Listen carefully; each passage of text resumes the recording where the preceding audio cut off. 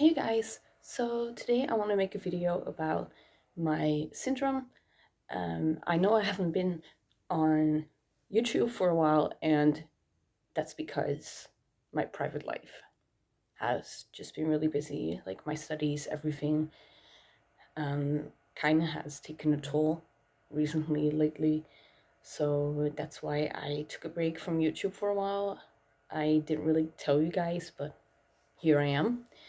And I also recently made a post on Instagram about having a invisible disability, and in my case that's having the Turner syndrome. And in this video I will basically tell you what it is and how I deal with it and how my life has been with it. So let's go. So basically it all started when I was born. It was very easy, very quick for me. Luckily for my parents to find out, because there are cases in which females with the Turner syndrome only find out when they are like past the age of 10 or even almost 20. So, in that regard, I have been very lucky, so to speak. There was basically a doctor who was just specialized in the syndrome at hand, and he saw that I had very swollen hands and feet. And that could have been because I was just recently born, I was a baby, and you hold a lot of moisture inside of you. Um, but it could also be because of the syndrome, because in my case, it was swollen so bad, it wasn't like normal anymore. So it was beyond that level of just being, oh, it's just a bit swollen. No, it was like, okay, like she has swollen hands and feet. And you can still sort of see that when you look at my fingers. They're kind of thick. They, you know, they have a quite a big cushion. And when I was born, that was even worse. So yeah, he did a blood test, conducted a blood test to see whether I had the syndrome or not. And well, then came to talk with my parents, of course. He had them sit down and basically told them that I had the syndrome. And when you hear the word syndrome, you always have the negative association with Down syndrome. Like the first thing people think of is Down syndrome when they hear syndrome. What syndrome means is basically that something is, that you were born with it, that it's given to you at birth or prior to being born, even.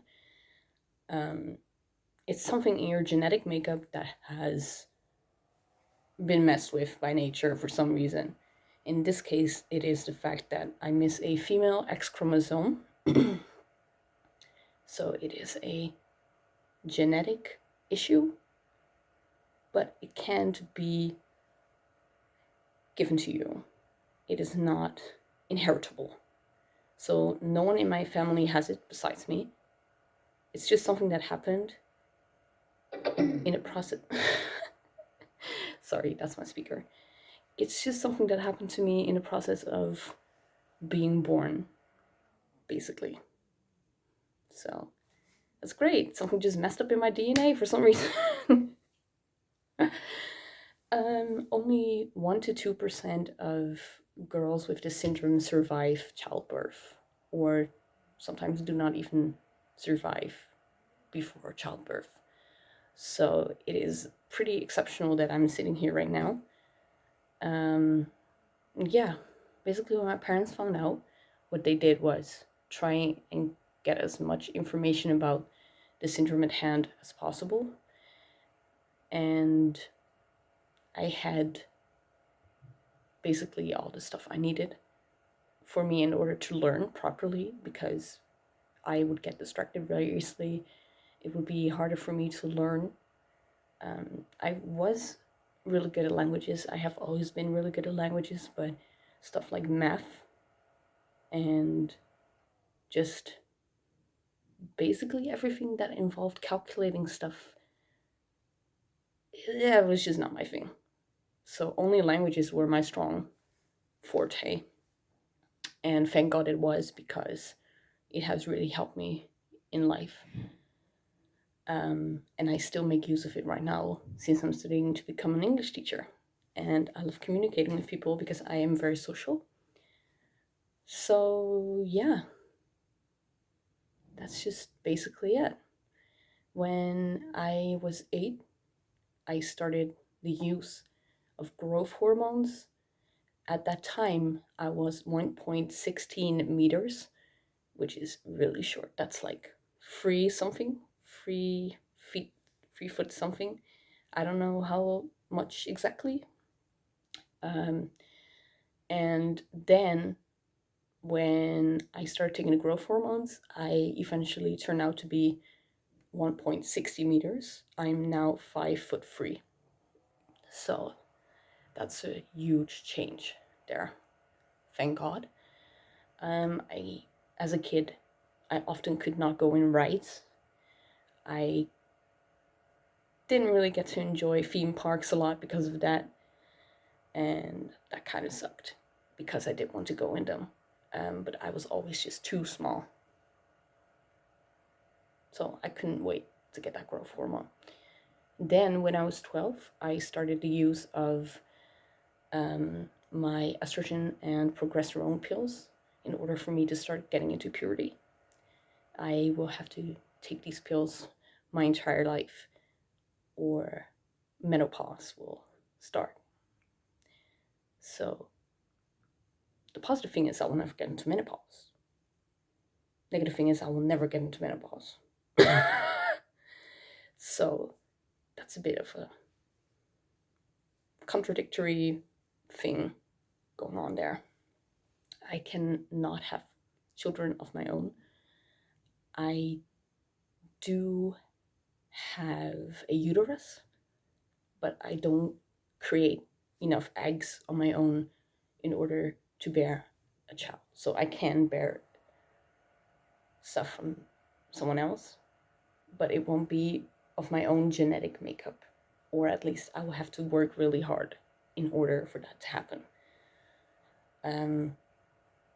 So I have known that for almost 10 years now. I was shocked at first. It took me a while to process everything. And now, right now, I have come to terms with the fact that it's just what it is. And I will have to look into what I will do in the future. And I'll see what happens. I still take medication. I also have thyroid issues. I have a slow processing thyroid, and I also have medication for that. And it's kind of in my family. Autoimmune diseases are in my family. So that's really nice, because if you have Turner syndrome, you have an increased chance of getting an autoimmune disease yourself.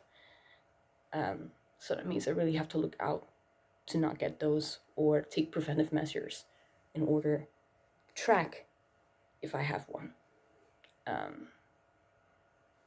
So that's also great. And as a kid, I used to use this growth hormone pen, which looks like this. Here you'll be able to see the dosage, and you have this nozzle here. You would apply this flacon of growth hormones. You would put it right in here, like this. Then you would turn this thing to get the right dosage and disinfect everything, of course. Right now what I'm doing is not hygienic, but then again, this bottle is 14 years old right now, almost.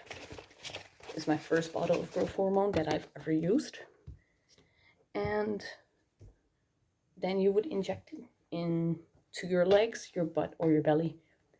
I would often go with my legs or my butt because I could get bruises and I wouldn't want people to think that I was being harassed or something.